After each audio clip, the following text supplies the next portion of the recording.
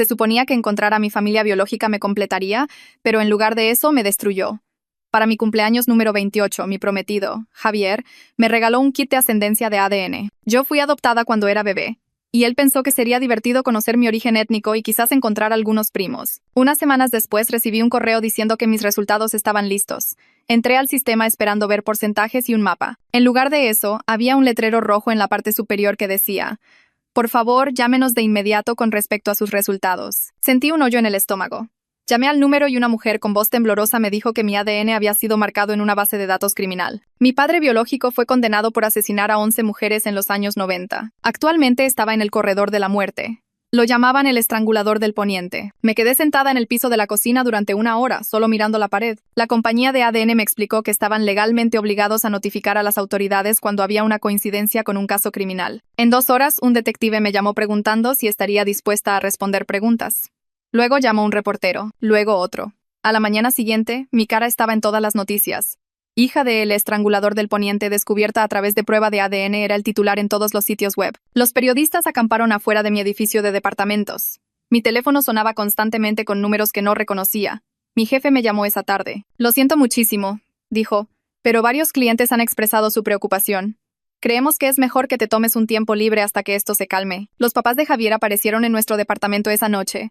Su mamá estaba llorando. Te queremos, mija, pero tienes que entender. Esto cambia las cosas, le dijo a él, no a mí. ¿Y si es de sangre? ¿Qué tal si tus hijos? Ni siquiera pudo terminar la frase. Extraños encontraron mis cuentas de redes sociales y me enviaron mensajes. Algunas personas incluso me dijeron que llevaba el asesinato en la sangre, que era mala por naturaleza, que nunca deberían permitirme tener hijos. Los podcasteros por The True Crime hicieron episodios enteros analizando mi cara y comparándola con la foto policial de mi padre. Alguien comenzó una teoría de conspiración de que lo había estado visitando en secreto en la prisión y ayudándolo. Mis amigos dejaron de responder mis mensajes. Javier empezó a portarse muy raro conmigo. Una noche me estaba viendo cocinar la cena y me preguntó: ¿alguna vez piensas en lastimar a la gente? Se me cayó el cuchillo que sostenía. ¿Qué? No, Javier. Ni siquiera conozco a ese hombre. 3 semanas después me dijo que no podía casarse conmigo. Se mudó al día siguiente. Perdí mi trabajo oficialmente una semana después de eso. Entonces recibí una carta del reclusorio estatal. Mi padre biológico quería verme antes de su ejecución. Tiré la carta de inmediato e intenté fingir que no existía. Luego recibí un mensaje de Facebook de una mujer que no conocía. Soy tu madre biológica. Por favor, necesito hablar contigo. Es urgente. Acordamos vernos en un cafecito en las afueras de la ciudad donde nadie me reconocería. Estaba esperando en una mesa trasera, visiblemente aterrorizada. Le temblaban las manos cuando extendió la suya para tocar la mía. Tenía 17 años cuando quedé embarazada, dijo en voz baja. Él era mi novio. No tenía idea de lo que estaba haciendo. Cuando la policía lo arrestó, yo tenía 5 meses de embarazo. Te di en adopción porque pensé que si nadie sabía quién era tu padre, estarías a salvo. Tendrías una vida normal. Sus ojos se llenaron de lágrimas. Siento tanto que la prueba de ADN lo arruinara. Quería estar enojada con ella, pero solo me sentía vacía. Su ejecución está programada para dentro de 6 meses, continuó. La cobertura mediática se va a poner mucho peor. Te van a seguir a todas partes. Mostrarán tu cara constantemente. Hurgarán en cada parte de tu vida. Eso ya lo sabía, lo estaba viviendo. Entonces se inclinó más cerca y bajó la voz aún más. Pero hay algo más que necesitas saber. Algo que la policía nunca hizo público. Sacó una foto vieja de su bolso y la deslizó sobre la mesa. Mostraba a 4 hombres parados juntos afuera de un bar. Mi padre estaba a la izquierda. No trabajaba solo, susurró. Tenía cómplices. 3 de ellos. La policía solo lo atrapó a él. A los otros nunca los identificaron. Me quedé mirando la foto. Las caras de los otros 3 hombres estaban borrosas pero visibles. ¿Por qué me estás diciendo esto? Miró alrededor de la cafetería como si temiera que alguien estuviera escuchando. Porque tu cara ha estado en todas las noticias durante 2 semanas. Todos saben quién eres ahora. Todos saben que eres su hija. No tuvo que terminar la frase. Lo entendí. Los 3 hombres en esa foto seguían ahí afuera, en alguna parte, y ahora sabían exactamente quién era yo. Venían a matarme. Conduje a casa desde la cafetería con la foto en mi bolso y las manos temblando sobre el volante. Cada coche detrás de mí se sentía como una amenaza. Cada persona en la banqueta podría ser uno de los 3 hombres. De vuelta en mi departamento, cerré la puerta con llave y corrí todas las cortinas. La luz de la tarde apenas pasaba a través de la tela. Me senté en mi sillón y extendí la foto en la mesa de centro frente a mí. 4 hombres afuera de un bar en los años 90. Mi padre a la izquierda con el brazo alrededor de los hombros de otro tipo. Los otros 2 juntos a la derecha. Sus caras estaban borrosas, pero se podían ver rasgos básicos. Color de cabello, complexión. Edad aproximada. Cualquiera de ellos podría haber visto mi cara en las noticias. Cualquiera de ellos sabía que yo existía ahora. Cualquiera de ellos podría estar planeando cómo matarme en este preciso momento para proteger su secreto. Apenas dormí esa noche. Cada sonido en el pasillo me hacía saltar. La puerta del vecino cerrándose. Pasos en las escaleras. La alarma de un coche sonando en el estacionamiento. Seguía pensando en lo que dijo mi madre biológica. Sabían quién era yo. Sabían dónde encontrarme. No podía simplemente quedarme sentada aquí esperando a convertirme en una víctima como las 11 mujeres que mi padre mató. Alrededor de las 3 a.m. me di cuenta de que tenía que hacer algo. Esconderme no me mantendría a salvo. Esos hombres se habían mantenido ocultos durante 25 años. Eran listos. Eran cuidadosos. Si me querían muerta, encontrarían la manera. A menos que yo los encontrara primero. A la mañana siguiente me preparé un café y abrí mi laptop. Empecé a buscar en línea todo lo que pude encontrar sobre el caso de El Estrangulador del Poniente. La mayoría de los artículos se centraban solo en mi padre. Lo llamaban un depredador solitario, un monstruo que actuaba solo, pero yo no buscaba información sobre él. Buscaba cualquier mención de otras personas. Amigos. Cualquiera a quien la policía hubiera interrogado durante la investigación. Las primeras docenas de artículos no me dieron nada útil. Solo detalles sobre los asesinatos, el juicio y su vida antes del arresto. Entonces encontré un foro donde fanáticos del True Crime discutían casos antiguos. Alguien había publicado una pregunta sobre si mi padre realmente trabajaba solo. Otra persona respondió que los primeros informes de noticias mencionaban que la policía entrevistó a varias personas de su círculo social, pero nadie fue acusado. Pasé 2 horas revisando archivos de periódicos de los años 90. La base de datos de la biblioteca tenía copias digitales de periódicos viejos. La mayor parte de la cobertura se centraba en las víctimas y la investigación, pero enterrado en un artículo de 1996, encontré un párrafo que mencionaba que la policía entrevistó a múltiples personas que conocían al sospechoso. Ninguno fue acusado. Sus nombres se mantuvieron fuera de la cobertura para proteger la investigación.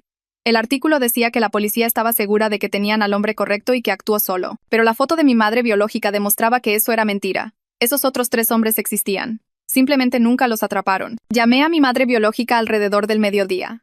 Respondió al primer timbrazo, como si hubiera estado esperando. Le pregunté todo lo que podía recordar sobre los hombres de la foto. Se quedó callada por un largo tiempo. Luego empezó a hablar. Todos se juntaban en un bar llamado El Muro, allí por el poniente. Cerró hace como 15 años. Trabajaban juntos en una bodega por la zona industrial. Creo que era una compañía de envíos, pero no recuerdo el nombre. Dijo que solo los vio unas pocas veces cuando estaba saliendo con mi padre. Me daban mala espina, la forma en que me miraban, la forma en que hablaban de las mujeres. Dejó de ir al Muro con mi padre después de unos meses.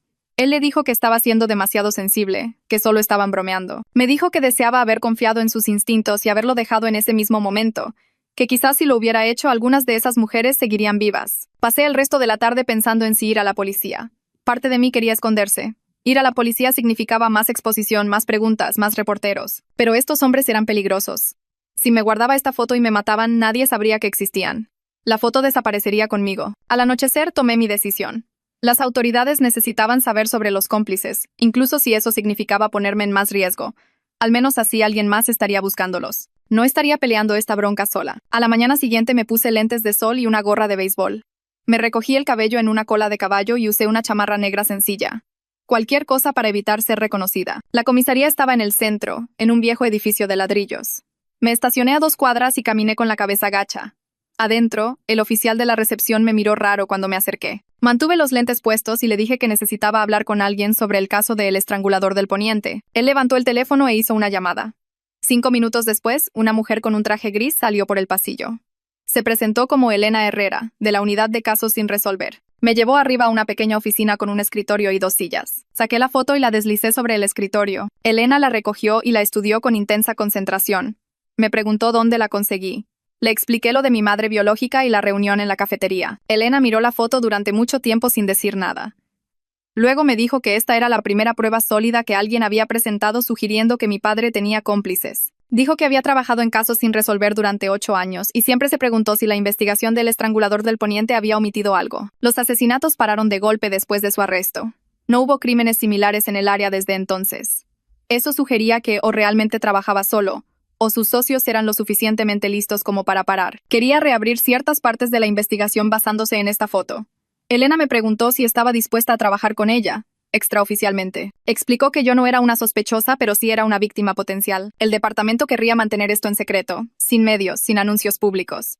Si los cómplices sabían que los estábamos buscando, podrían huir, destruir evidencia o venir tras de mí más agresivamente. Dijo que necesitaba mi ayuda porque yo tenía acceso a mi madre biológica e información que la policía no tenía. También dijo que entendía si quería irme, que esta no era mi bronca, que no le debía nada a nadie, pero si ayudaba, podríamos encontrar a estos hombres antes de que ellos me encontraran a mí. Acepté ayudarla.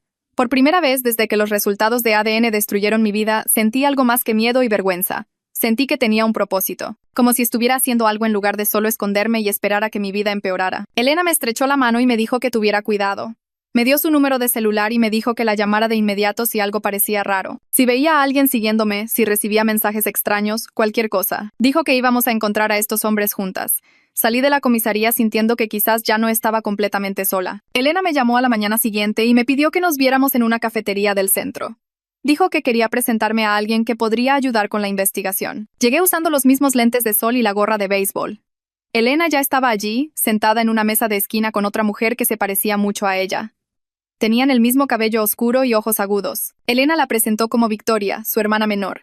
Victoria trabajaba como investigadora privada y tenía acceso a bases de datos y software que la policía no podía usar oficialmente. Me dio la mano y me dijo que ya había visto la fotografía. Dijo que la tecnología de reconocimiento facial había mejorado mucho en los últimos años, y creía que podría identificar al menos a uno o dos de los hombres si mejorábamos la calidad de la imagen. Pasamos una hora en esa cafetería mientras Victoria explicaba cómo podía buscar en antiguos registros laborales, fotos de licencias de conducir y cuentas de redes sociales de los años 90 que pudieran estar archivadas. Dijo que la parte más difícil sería obtener imágenes lo suficientemente claras de la foto borrosa para pasarlas por su software. Elena me dijo que Victoria había ayudado a resolver 3 casos sin resolver en los últimos 2 años al encontrar información que la policía no podía acceder por los canales normales. Sentí una pequeña chispa de esperanza por primera vez en semanas. Quizás realmente podríamos encontrar a estos hombres. 2 días después, estaba caminando de regreso a mi departamento para tomar algo de ropa. Me había estado quedando en casa de Elena porque me daba demasiado miedo dormir en mi propia cama. El sol se estaba poniendo y la calle estaba casi vacía. Fue entonces cuando noté el coche. Un sedán azul oscuro estacionado a media cuadra de mi edificio. Había visto el mismo coche en ese lugar exacto ayer por la mañana cuando salí. Se me aceleró el corazón. Pasé de largo mi edificio sin bajar el ritmo. El motor del coche no estaba encendido, pero podía ver a alguien sentado en el asiento del conductor. No pude distinguir su cara a través de los vidrios polarizados. Seguí caminando hasta que llegué a una cafetería concurrida a 3 cuadras de distancia. Me temblaban las manos cuando saqué mi teléfono y llamé a Elena. Le describí el coche y le di el número de placa que logré memorizar mientras pasaba. Me dijo que me quedara exactamente donde estaba y me mantuviera rodeada de gente. Dijo que enviaría patrullas a revisar el vehículo. Me senté en esa cafetería durante más de 1 hora, tomando un té que no quería y vigilando la puerta. Cada vez que alguien entraba, saltaba. Elena volvió a llamar y su voz sonaba seria. Dijo que la placa pertenecía a una compañía de autos de renta. Alguien definitivamente me estaba siguiendo, y eran lo suficientemente listos como para no usar su propio vehículo. Me dijo que las patrullas habían revisado el área, pero el sedán se había ido para cuando llegaron. Quien me estuviera vigilando sabía que debía irse antes de que apareciera la policía. Sentí náuseas. Estos hombres sabían dónde vivía. Conocían mi rutina. Me habían estado observando y ni siquiera me había dado cuenta hasta hoy. Elena me dijo que volviera a su casa de inmediato y que no fuera a ningún lado sola. Cuando llegué, Victoria ya estaba esperando. Dijo que necesitaba desaparecer por un tiempo. Sugirió que me mudara a un motel en las afueras de la ciudad donde nadie me reconocería. Un lugar donde pudiera pagar en efectivo y no necesitara mostrar identificación o usar tarjetas de crédito que pudieran rastrearse. Empaqué una maleta solo con lo básico. Algo de ropa, mi laptop, la fotografía y el cargador de mi teléfono. Victoria pidió un Uber para mí en lugar de dejarme usar mi propio coche, en caso de que alguien le hubiera puesto un rastreador. Me dio la dirección de un motel barato cerca de la autopista, como a 50 kilómetros de distancia. El conductor me dejó en un lugar llamado Motel El Cruce. Tenía la pintura descarapelada y un letrero de neón que parpadeaba. Pagué 1 semana en efectivo y el recepcionista no hizo preguntas. La habitación olía a cigarro viejo y la alfombra tenía manchas en las que no quería ni pensar, pero tenía un cerrojo en la puerta y nadie sabía que estaba allí. Eso era todo lo que importaba. Instalé mi laptop en el pequeño escritorio y llamé a Victoria. Ya había comenzado a trabajar en la mejora de la fotografía. Me explicó cómo subirla a un servidor seguro para que pudiera trabajar en ella con un mejor software. Pasamos las siguientes horas en videollamadas mientras ella ajustaba el contraste y la nitidez. Lentamente, las caras en la foto se volvieron más claras. Podíamos ver más detalles en sus rasgos, las formas de sus narices y mandíbulas. Victoria sacó los registros de empleados de la bodega donde mi padre había trabajado en los años 90. Los había conseguido a través de un contacto que trabajaba en los registros del condado. Los archivos mostraban que mi padre trabajó con otros 12 hombres durante el periodo en que ocurrieron los asesinatos. Comenzamos a comparar sus fotos antiguas de licencias de conducir con las caras de la fotografía. Fue un trabajo lento. Algunos de los hombres se habían mudado o habían muerto. Otros se veían tan diferentes después de 25 años que era difícil saber si coincidían. Victoria cruzó cada nombre con direcciones actuales y antecedentes penales. La mayoría salieron limpios. Pasaron 3 días así. Apenas salí de la habitación del motel, excepto para comprar comida en la gasolinera de al lado. Mantenía las cortinas cerradas y saltaba cada vez que oía pasos en el pasillo exterior. Victoria y yo trabajábamos durante horas cada día, revisando registros y comparando caras. Entonces, al tercer día, me llamó con noticias. Había encontrado una coincidencia. Uno de los hombres en la fotografía se llamaba Gregorio Velasco. Todavía vivía en el área bajo su nombre real. Tenía un negocio de construcción y un sitio web con su foto. Victoria me envió el enlace y me quedé mirando la pantalla. El hombre que me devolvía la mirada tenía unos 50 años, cabello canoso y líneas de expresión alrededor de los ojos. Parecía el papá de alguien, una persona normal. Pero cuando comparé su foto actual con la imagen mejorada de los años 90, no había duda. La misma nariz, la misma mandíbula, los mismos ojos. Este era uno de los hombres que había ayudado a mi padre a matar a 11 mujeres. Elena revisó sus antecedentes esa tarde. Me llamó con los resultados y su voz sonaba frustrada. Gregorio Velasco no tenía antecedentes penales, ni siquiera una multa de estacionamiento en los últimos 10 años. Estaba casado, tenía un hijo adulto, era dueño de su casa, pagaba sus impuestos a tiempo. En papel parecía un ciudadano modelo. Se había estado escondiendo a plena vista durante 25 años, construyendo una vida normal mientras mi padre estaba en el corredor de la muerte. Volví a abrir el sitio web de la constructora de Gregorio y miré su foto. Estaba parado frente a una casa que su compañía había construido, usando un casco y dando un pulgar arriba a la cámara. El pie de foto decía, Gregorio Velasco, propietario y fundador, construyendo sueños desde 1998. Sentí ganas de vomitar. Este hombre había ayudado a estrangular mujeres y deshacerse de sus cuerpos, y ahora estaba construyendo casas y sonriendo para fotos de sitios web. Tenía una esposa que probablemente lo amaba, un hijo que probablemente lo admiraba, clientes que confiaban en él para trabajar en sus hogares. Nadie sabía lo que realmente era. Nadie excepto yo, Elena y Victoria. Y ahora teníamos que averiguar cómo probarlo. Elena cerró su laptop y me miró con ojos serios. Me dijo que no me acercara a Gregorio bajo ninguna circunstancia. Si él descubría que lo habíamos identificado, podría huir, destruir evidencia o venir directamente tras de mí. Asentí, pero me temblaban las manos. La idea de que este hombre estuviera viviendo su vida normal sabiendo lo que había hecho me enfermaba. Elena dijo que necesitaba construir un caso cuidadosa y lentamente. La evidencia física de hace 25 años sería difícil de encontrar, pero tenía conexiones que podrían ayudar. Se fue alrededor de las 8 esa noche y cerré la puerta con llave detrás de ella. Revisé la cerradura 3 veces antes de poder alejarme. Esa noche me acosté en la cama del motel mirando el techo. Seguía pensando en la esposa y el hijo de Gregorio. No tenía ni idea de que vivían con alguien que ayudó a estrangular mujeres y deshacerse de sus cuerpos. Probablemente pensaban que era un buen esposo y padre. Probablemente lo amaban. Era exactamente como mi situación, pero al revés. Mis padres adoptivos no tenían idea de que estaban criando a la hija de un asesino en serie. Me habían dado una infancia normal y nunca sospecharon la verdad. Ahora la familia de Gregorio vivía la misma mentira que yo había vivido toda mi vida. Me pregunté si su esposa lo dejaría cuando se enterara. Me pregunté si su hijo lo miraría de la misma manera que mi ex prometido me había mirado a mí, como si yo fuera algo peligroso y corrupto. No dormí mucho esa noche. A la mañana siguiente, Victoria llamó para decirme que seguía trabajando en la identificación de los otros 2 hombres de la foto. La calidad de la imagen dificultaba todo. Algunos de los empleados de la bodega de esa época habían muerto. Otros se habían mudado y no podía localizarlos. Dijo que podría llevar semanas identificarlos a todos. Le dije que siguiera intentando. 2 días después, Elena apareció en el motel con café y pan dulce. Se sentó en el borde de la cama y me dijo que la policía estaba investigando discretamente los antecedentes de Gregorio. Estaban buscando cualquier evidencia física que aún pudiera existir de los crímenes en los 90. Viejas bodegas de almacenamiento, registros de propiedad, transacciones financieras de esa época. Pero después de 25 años, la mayoría de esas cosas se habían ido o habían sido destruidas. Elena dijo que también estaban revisando si Gregorio había guardado algún recuerdo de los asesinatos. Algunos asesinos hacían eso. La idea me dio náuseas. Le pregunté a Elena sobre la custodia protectora. Quizás la policía podría ponerme en algún lugar seguro hasta que arrestaran a Gregorio y a quien quiera que estuviera involucrado. Sacudió la cabeza y explicó que técnicamente yo no era testigo de ningún crimen.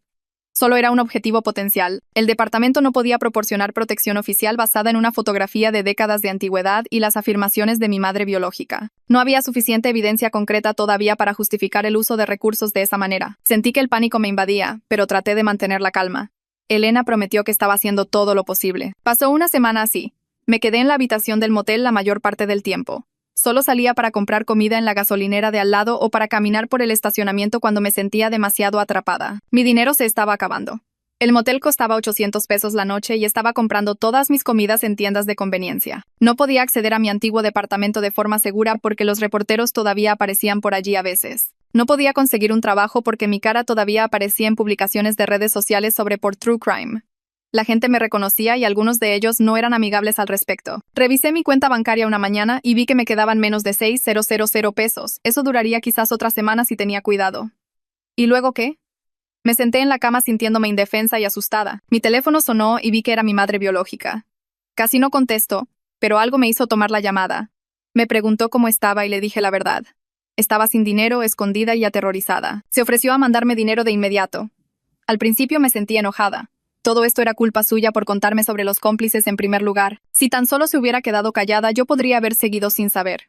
Pero luego me di cuenta de que estaba tratando de ayudar de la única manera que podía. Me había dado información que podría salvarme la vida, aunque me pusiera en peligro. Le dije que aceptaría el dinero y ella dijo que lo transferiría esa tarde. Antes de colgar, dijo algo que me heló la sangre.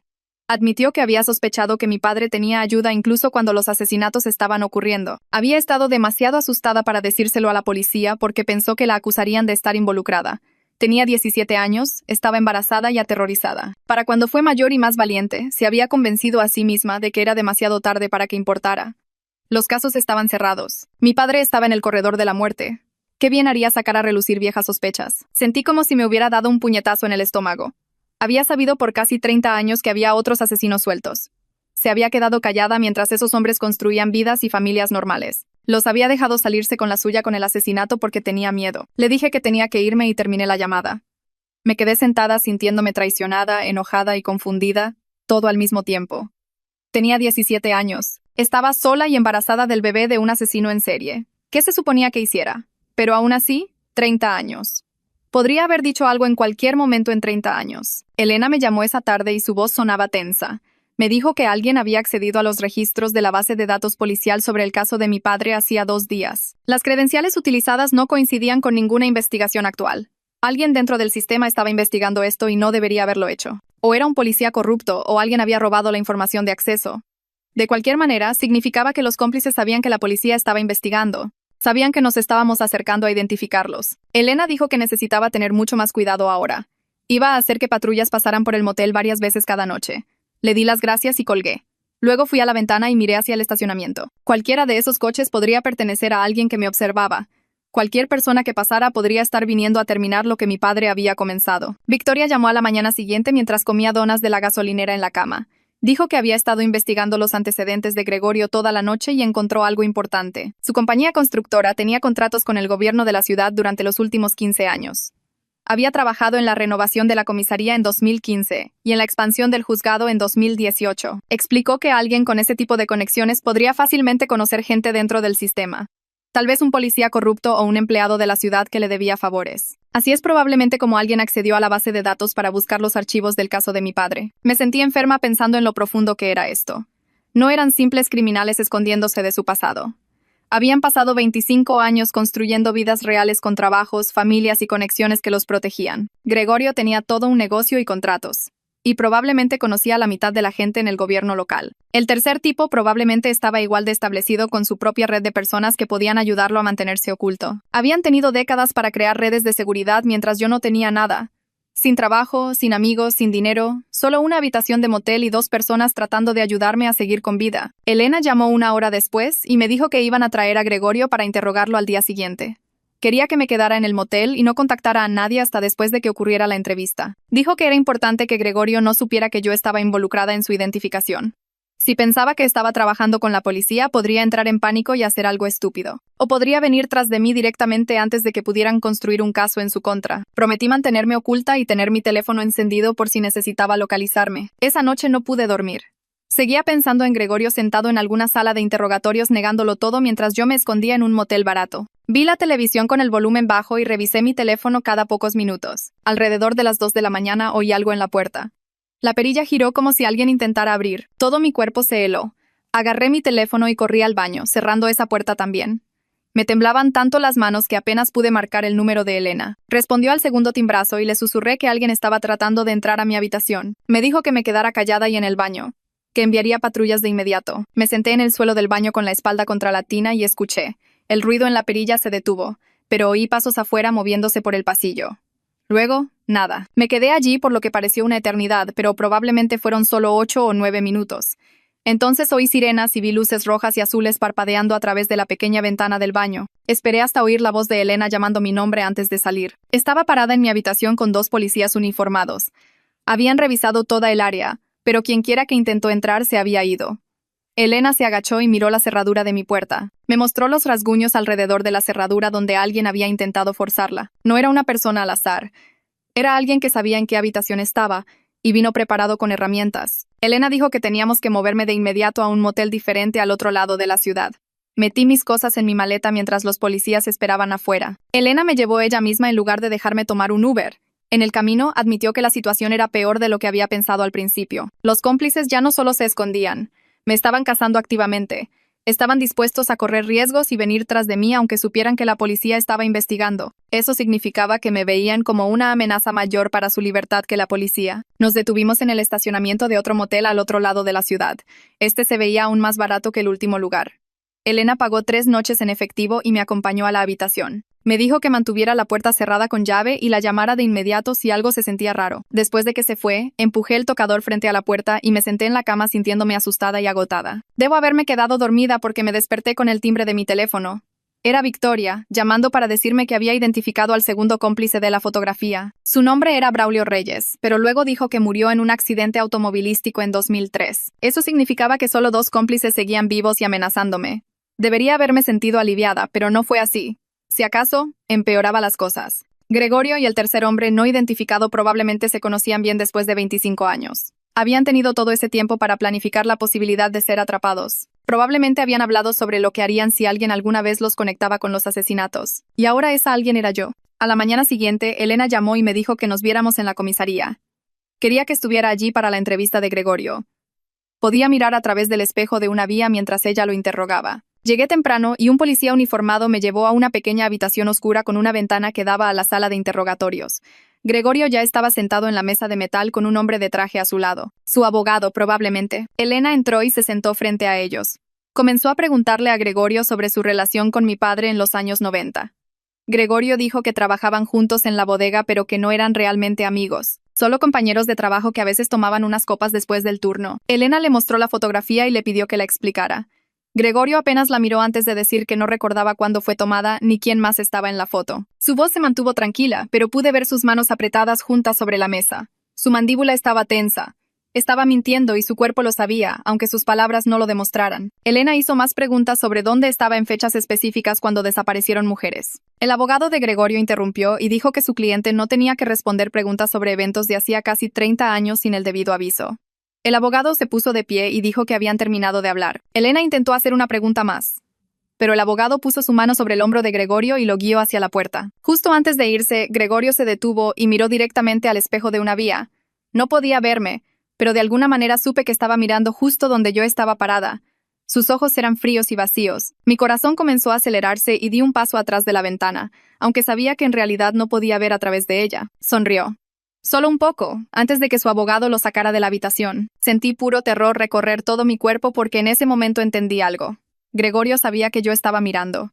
Sabía que yo era la razón por la que la policía lo había traído. Y me estaba diciendo sin palabras que esto no había terminado. Salí de la comisaría sintiéndome enferma del estómago y llamé a Elena desde mi coche para preguntar qué debíamos hacer ahora. Me dijo que nos viéramos en la oficina de Victoria en 1 hora porque necesitaban hablar conmigo sobre algo importante. Cuando llegué esa tarde, ambas hermanas esperaban con expresiones serias.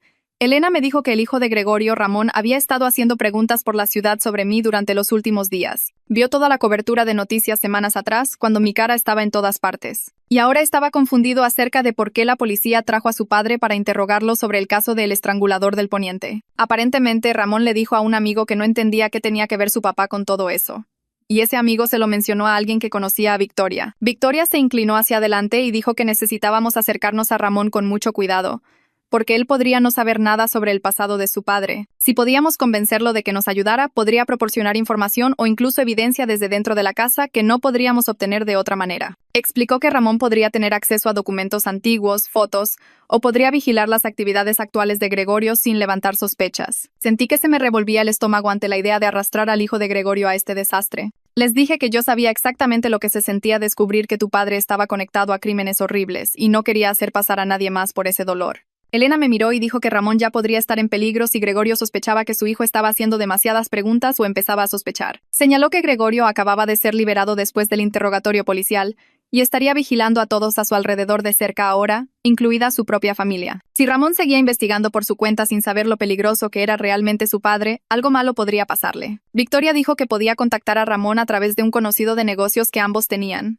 Alguien que podría organizar una reunión en un lugar donde nadie nos reconociera. Lo pensé durante mucho tiempo antes de aceptar finalmente asistir a la reunión, porque Ramón merecía escuchar la verdad de alguien que entendía por lo que estaba pasando. No podíamos simplemente dejarlo dando tumbos en la oscuridad, haciendo preguntas que podrían lastimarlo. 2 días después, Victoria llamó para decir que había organizado la reunión para la tarde siguiente en un restaurante de carretera como a 40 minutos de la ciudad. Conduje hasta allí sintiéndome nerviosa sobre qué le iba a decir a este hombre cuya vida entera estaba a punto de cambiar. Ramón ya estaba sentado en un reservado al fondo cuando llegamos, luciendo confundido y un poco enojado, como si pensara que esto podría ser algún tipo de trampa. Probablemente tenía 20 y tantos años, con la misma complexión que Gregorio pero con una cara más amable. Victoria hizo presentaciones rápidas y luego saqué la vieja fotografía y la deslicé sobre la mesa hacia él. Le expliqué quién era yo y señalé al hombre del lado izquierdo de la foto, diciéndole a Ramón que ese era mi padre biológico, el estrangulador del poniente. Luego señalé al segundo hombre en la foto y le dije que ese era su padre, Gregorio, y que mi madre biológica dijo que estos hombres trabajaron juntos para asesinar a 11 mujeres en los años 90. La cara de Ramón se puso completamente pálida y empujó la foto de vuelta hacia mí como si fuera algo venenoso.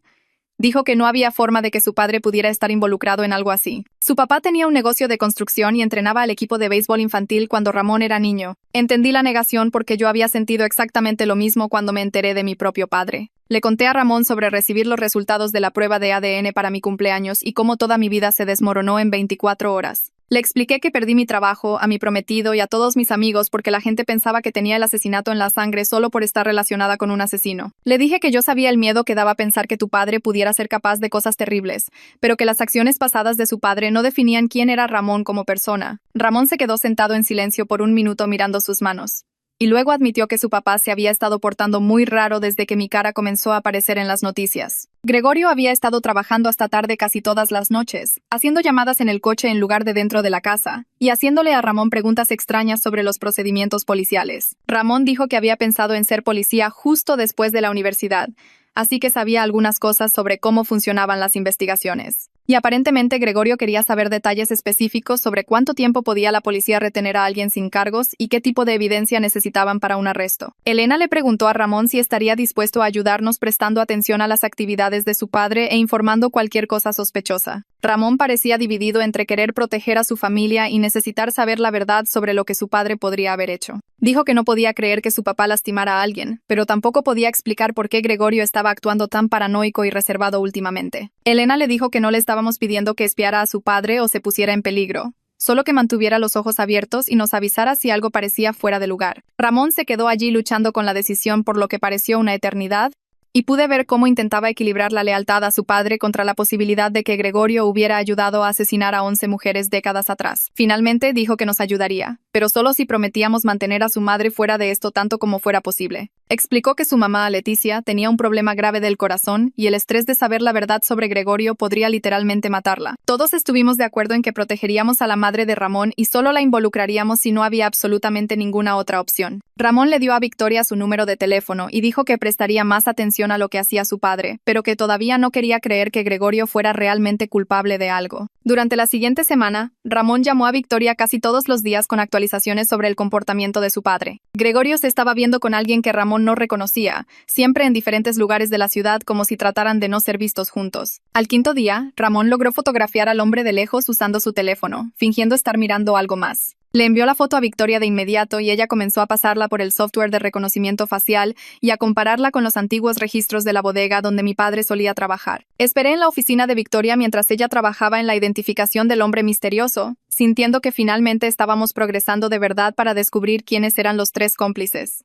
Victoria seguía abriendo diferentes bases de datos y antiguos registros laborales, cruzando todo con el periodo de tiempo en que ocurrieron los asesinatos. Después de unas 3 horas de búsqueda, finalmente encontró una coincidencia que la hizo detenerse y mirar fijamente la pantalla de su computadora. Giró el monitor hacia Elena y hacia mí para que pudiéramos ver lo que había descubierto sobre el hombre con el que Gregorio se había estado reuniendo en secreto. La pantalla mostraba una foto de licencia de conducir de hacía 15 años y Victoria señaló el nombre: Sergio Reyes. Sacó otro registro que mostraba su fecha de nacimiento e hice el cálculo mentalmente.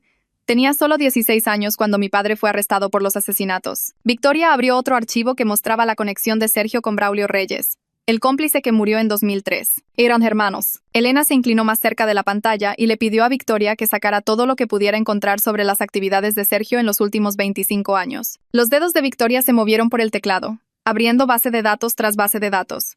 Sergio no tenía antecedentes penales. Trabajaba como contador. Era dueño de una casa en un vecindario tranquilo, pero Victoria encontró algo más enterrado en antiguos registros de propiedad. Sergio había confirmado el contrato de una bodega de almacenamiento con su hermano Braulio en 1998, solo meses antes del arresto de mi padre. La bodega seguía activa, a nombre de Sergio. Elena agarró su teléfono y comenzó a hacer llamadas para conseguir una orden de cateo para esa bodega. Me quedé sentada mirando la foto de Sergio en la pantalla.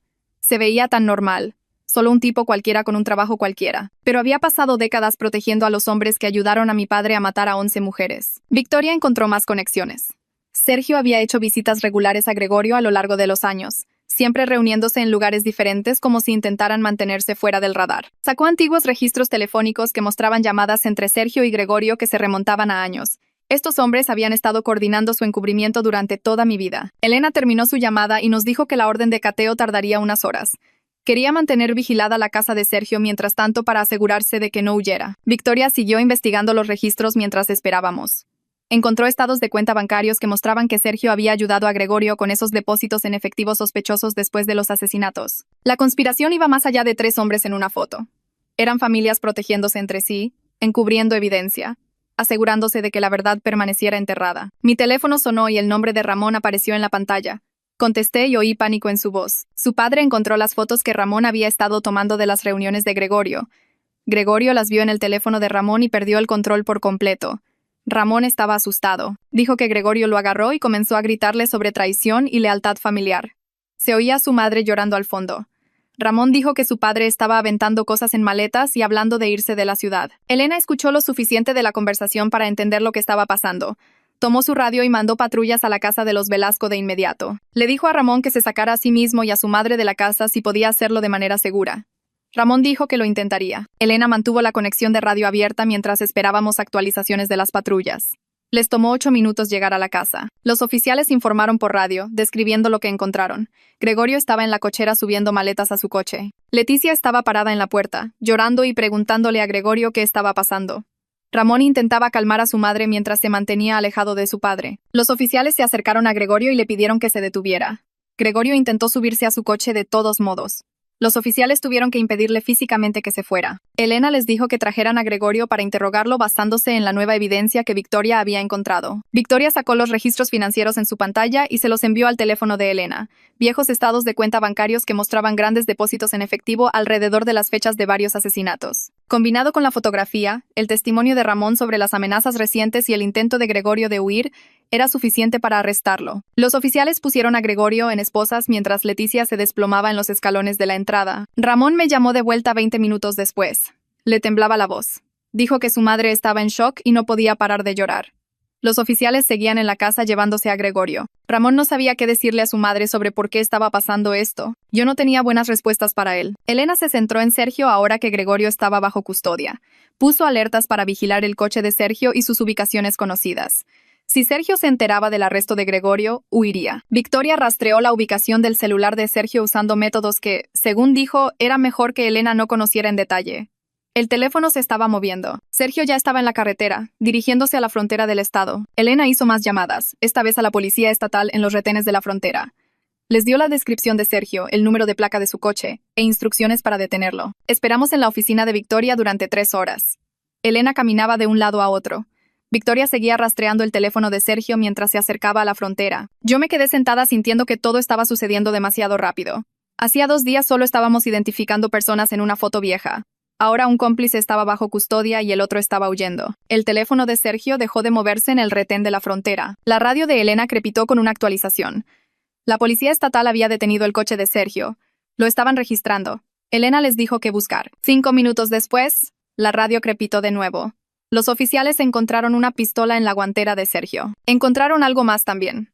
Una carpeta llena de fotos de vigilancia. Fotos mías, caminando a la oficina de Victoria, sentada en la ventana de mi habitación de motel, subiéndome al coche de Elena. Sergio me había estado siguiendo por semanas. Sabía a dónde iba y con quién me reunía. Había estado planeando algo. Elena les dijo a los oficiales que arrestaran a Sergio de inmediato. Enumeró los cargos relacionados con el arma y la evidencia de acoso. Sergio estaba bajo custodia en minutos. Elena se volvió hacia mí y dijo que los 2 cómplices restantes estaban ahora encerrados. La amenaza física inmediata había terminado. Ya no tenía que esconderme en moteles baratos. Ya no tenía que mirar sobre mi hombro cada vez que salía a la calle. Los hombres que querían matarme estaban tras las rejas. Sentí que algo se liberaba en mi pecho, pero estaba demasiado agotada para descifrar qué emoción era. Los medios no tardaron en tomar la historia.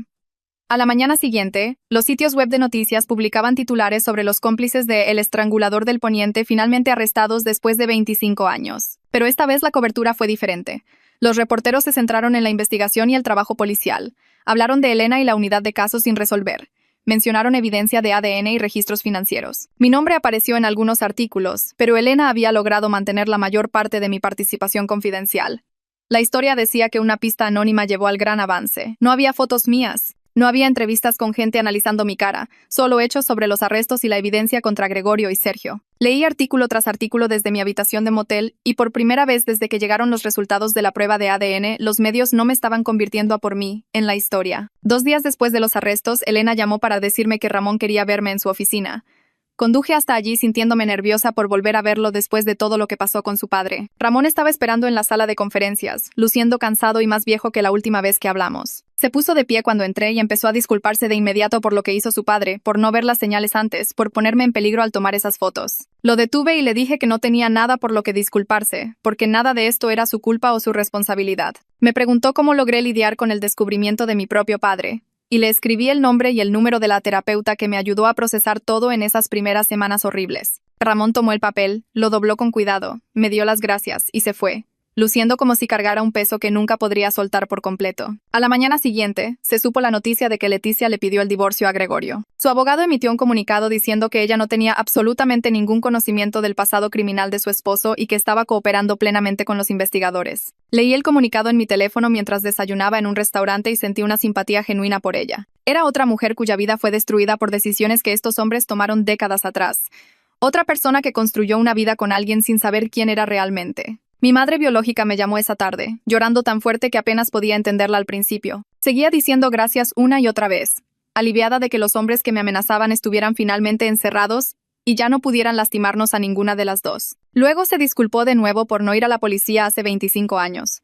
Cuando sospechó por primera vez que mi padre tenía ayuda, le dije que entendía que solo tenía 17 años y estaba asustada, que se estaba protegiendo a sí misma y protegiéndome a mí de la única manera que sabía en ese entonces. Hablamos durante casi 1 hora, la conversación más larga que habíamos tenido, y por primera vez sentí como si hablara con familia, en lugar de hablar con una extraña que resultó ser quien me dio a luz. Elena me ayudó a solicitar fondos de compensación para víctimas la semana siguiente. Nos sentamos en su oficina llenando formularios que documentaban mis ingresos perdidos, el costo de esconderme en moteles durante semanas, las facturas de la terapia que se estaban acumulando. El proceso fue lento y burocrático, sin garantía de que realmente recibiría algo, pero se sintió bien hacer algo concreto para reconstruir en lugar de solo sobrevivir día a día. Elena explicó que el Estado tenía programas para víctimas de delitos, incluso cuando los crímenes ocurrieron décadas atrás, y mi situación calificaba porque los cómplices me amenazaron activamente este año. Empecé a buscar un nuevo departamento en una parte diferente de la ciudad, donde menos gente reconociera mi cara de la cobertura de noticias. Pasé días conduciendo por colonias que nunca había visitado, mirando anuncios de alquiler y tratando de imaginarme comenzando de cero en un lugar completamente nuevo. No estaba lista para volver a mi antigua colonia o a mi antiguo edificio donde los periodistas habían acampado afuera durante semanas. Necesitaba un lugar donde pudiera caminar a la tienda sin preguntarme si alguien me reconocería y comenzaría a hacer preguntas o tomar fotos. Victoria me llamó una tarde mientras miraba anuncios de departamentos en línea. Me preguntó si me interesaría trabajar como asistente de investigación en su agencia de investigación privada. Dijo que mi atención al detalle y mi comprensión personal de casos complejos me harían valiosa para su negocio, que había visto lo minuciosa que fui durante nuestra investigación de los cómplices. Le pregunté si solo me lo ofrecía por lástima, y se rió y dijo que ella no contrataba por lástima porque la reputación de su negocio importaba demasiado. Acepté la oferta de trabajo 2 días después, tras pensarlo detenidamente. El trabajo sería completamente diferente a mi antiguo empleo, centrándome en ayudar a otras personas a encontrar respuestas en lugar del trabajo de marketing que solía hacer. Victoria me puso en casos que no tenían nada que ver con mi padre o sus cómplices, lo cual me pareció importante. Investigué un fraude de seguros para un cliente y rastreé a una persona desaparecida para otro. Se sintió bien usar las habilidades de investigación que desarrollé por necesidad en los últimos meses para ayudar realmente a la gente, en lugar de solo tratar de sobrevivir. 3 meses después de los arrestos de los cómplices, me estaba instalando en mi nuevo departamento en una colonia tranquila al otro lado de la ciudad. La atención de los medios finalmente se había desvanecido casi por completo, con solo menciones ocasionales cuando se acercaban las fechas de la corte de Gregorio y Sergio. Estaba construyendo una vida definida por mis propias decisiones en lugar de por los crímenes de mi padre, trabajando en la firma de Victoria durante el día y amueblando lentamente mi departamento los fines de semana. Todavía tenía días difíciles, cuando alguien me reconocía, o cuando veía aparecer en mí por feed por un episodio de podcast de Por True Crime por sobre el caso. Pero ya no estaba solo sobreviviendo, escondiéndome y esperando a que sucediera la siguiente cosa mala. Estaba de hecho viviendo de nuevo, tomando mis propias decisiones, construyendo algo nuevo que me pertenecía solo a mí.